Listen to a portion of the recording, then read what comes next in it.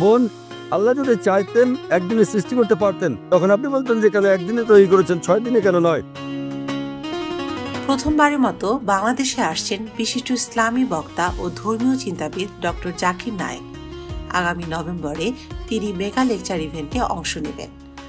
আগামী 28 অথবা 29শে নভেম্বর ঢাকায় যে কোনো একদিন ইভেন্টে তিনি অংশ নেবেন। এই সফরকে ঘিরে দেশজুড়ে তৈরি হয়েছে ভক্ত ও অনুরাগীদের ব্যাপক আগ্রহ ও উচ্ছ্বাস। আয়োজক সংস্থা স্পার্ক ইভেন্ট ম্যানেজমেন্টের প্রোপাইটার আলী রাজ বিষয়টি নিশ্চিত করেছেন।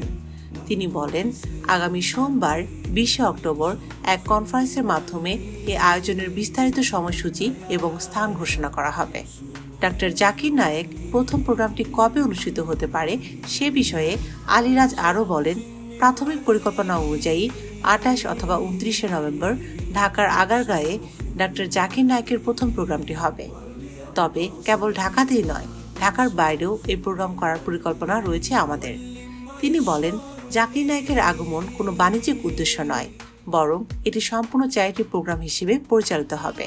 ভক্ত অনুরাগীদের দীর্ঘদিনের প্রতীক্ষার পর ডক্টর জাকির নায়েকের আগমনকে বাংলাদেশে মুসলিম সমাজ দেখছে এক গুরুত্বপূর্ণ ও অনুপ্রেরণামূলক ঘটনা হিসেবে, যা বিশ্বাস, জ্ঞান ও দাওয়াতের পথে নতুন আলো ছড়াবে ইনশাআল্লাহ।